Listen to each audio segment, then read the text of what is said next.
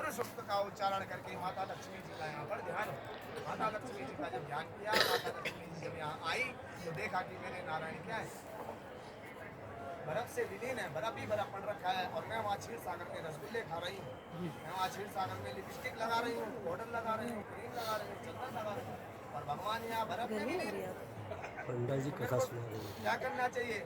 भगवती ने अपने पति को छुआ नहीं, क्योंकि छूती तो भगवान अंदर ध्यान से बाहर आ गया और नहीं छूती तो पति मर जाता। तो मैं क्या करूँ? पतिव्रता को, धर्म को पालन करने के लिए भगवान ने, भगवती ने अपना देह त्याग दिया। देह यानी कि अपना शरीर, उसको त्याग दिया और त्यागने के बाद क्या किया? जड़ रूप में आ गई। जड़ किसकी होती है? पेड़ की। कौन सा पेड़ बन गई? बेर का। बेर का वृक्ष बनकर भगवान के ऊपर छाया कर दिया। देखा भगवान जब भगवान के ऊपर बर्फ गिरने लगा तो माता जी ने ऊपर से कवर कर लिया। अब केवल उस बेर के ऊपर बर्फ गिर रहा है। बेर का ही वृक्ष क्यों बनी महाराज? आम का क्यों नहीं बनी? पीपल का क्यों नहीं बनी? जबकि पूजा तो बेर की थोड़ी ना होती है, पूजा तो आम पीपल इसकी होती है। लेकिन बेर का जो झाड़ होता है उसके ऊपर पत्थर फेंको, पत्थर नीचे नहीं गिरता। इसीलिए भगवान के ऊपर अगर कोई भी विभिन्न सामग्री यानी कि विभिन्न तरीके से हिमपात हो तो वो भगवान के ऊपर न गिरे, मेरे ऊपर गिरे। इसीलिए लक्ष्मी ने क्या किया? बेर का रूप धारण किया। दूसरा कारण क्या था? यहाँ पर चारों ओर देखो, आप अपना सर को माके देखो, यहाँ पर कोई भी फल वृक्ष नहीं है जिसमें फल लगते हैं। सब बंजर वृक्ष दिखेंगे आपको, केवल ऐसे बिना ऑक्सीजन। माता जी ने सोचा यदि कहते जब भगवान का पूरा बर्फ पिघल जाएगा तो इनकी आंखें खुलेंगी, भैया इनको भूख भी लगेगी, भूख लगेगी तो देर तोड़ के खा सकते हैं। तीसरा कारण क्या था? बेर में होते हैं कांटे, यहाँ पर जंगली जानवर भी बहुत होते हैं। कहीं भगवान का शरीर जब दिखने लगेगा तो भैया जब आदमी को दिख रहा है तो जानवर को भी दिखेगा, तो अटैक ना कर दे। इसके लिए बेर के अंदर कांटे होते हैं, उसमें एकदम से जानवर घुसता नहीं। तो ऐसे करके माता जी ने भगवान की रक्षा करी, भगवान के ऊपर छाया कर दिया।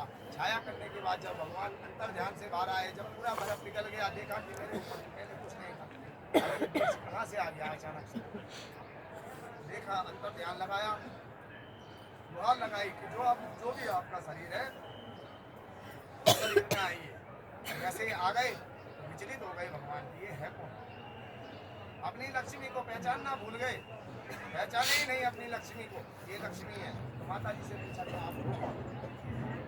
माता जी ने कहा हम लक्ष्मी हैं, आपकी लक्ष्मी। तो भगवान ने कहा आप हमारी लक्ष्मी नहीं, हमारी लक्ष्मी तो सौंदर्य की देवी है। भैया हमने पहले भी बोला, उसके पास तो लिपस्टिक है, पाउडर है, चंदन है, इतने बड़े साज श्रृंगार का सामान है, और यहाँ पर ये काली आदमी, काली औरत कौन है? आप नहीं हो लक्ष्मी। माता जी ने कहा देखो, हमने आपकी रक्षा करी, हमने आपके ऊपर छाया करी, और जो भी हिमपात हुआ उससे हमारा शरीर जो है यहाँ पर काला पड़ गया है। इस वजह से भगवान हमारा सौंदर्य आप यहाँ से चले गए। भगवान के यहाँ सुनकर आसमान लक्ष्मी को बोला, हे लक्ष्मी, ये जो भी तपस्या मैंने अभी तक करी ये मेरी तपस्या नहीं है, आपकी तपस्या मानी जाएगी, और मांगो क्या वरदान मांगो। तो लक्ष्मी जी ने बोला, जो भी आए बदरी कभी ना आए उदरी, जो भी आए उदरी कभी ना हो दलिदरी। यानी कि जो भी यहाँ पर आए वो व्यक्ति एक तो दरिद्रता से दूर हो जाए भगवान, और दूसरा जो भी व्यक्ति यहाँ पर आए उसको मोक्ष धाम की प्राप्ति हो, माँ के गर्भ में कभी उसका जन्म ना हो। माँ का गर्भ में देखो सांड का भी जन्म होता है, बैल का भी होता है, बच्चे का भी होता है, मनुष्य का भी होता है, लेकिन जन्म और मृत्यु से जो परे है भगवान, उस मोक्ष की प्राप्ति उस व्यक्ति को हो जाए तो कभी काल में यहाँ आएगा और दर्शन करने के लिए। जब ऐसा हो गया, भगवान ने कहा लक्ष्मी, ये तो तूने आम जनमानस के लिए वरदान मांगा है, अपने लिए क्या मांगा? अपने लिए मांगो। भगवती ने कहा देखो, तीनों लोगों के स्वामी नारायण और नारायण की पत्नी मैं, मुझे क्या चाहिए? रसगुल्ला बोलो तो तुरंत चुटकी बजाई हाजिर है, जलेबी बोलो तुरंत चुटकी बजाई हाजिर है, मुझे क्या चाहिए भगवान? मुझे कुछ नहीं चाहिए। तो भगवान ने कहा लक्ष्मी, मैं तुझे आशीर्वाद देता हूँ अपनी तरफ से कि जो भी व्यक्ति यहाँ पर आएगा इस धाम का नाम पहले तो तेरे नाम से पड़ेगा। ये जो धाम है इसका नाम तुम्हारे नाम से पड़ेगा, अर्थात इस धाम का नाम रखा गया बद्री धाम। तो बद्री बोला जाता है वृक्ष को, इस वृक्ष को बेर के वृक्ष, संस्कृत में बद्री नाम है उसका, और बद्री के नीचे नाथ भगवान उसके नीचे रहे, उनके नाथ बने हुए रहे, इसीलिए इसका नाम पड़ा बद्रीनाथ। बोल बद्रीनाथ भगवान की जय। अब दोनों के दोनों यहाँ पर पति पत्नी तपस्या करने लगे, मनुष्य पैदा होने लगे, ऋषि मुनि अनगढ़ सब तप करने लगे। यहाँ पर एक राक्षस भी पैदा हो गया, राक्षस का नाम था सहस्त्रबाहु। सहस्त्रबाहु नाम के राक्षस ने सूर्यदेव भगवान की आराधना करी। वर्षों तक उसने तपस्या करी, सूर्यदेव भगवान को प्रसन्न किया। सूर्यदेव भगवान से उसने आखिरी वचन मांगे कि हे भगवान मुझे अमर कर दो। भगवान ने कहा देख साल भर में एक बार मुझे भी ग्रहण लगता है, अर्थात मैं भी पूरा नहीं हूँ। भाई सूर्य ग्रहण लगता है कि नहीं लगता है?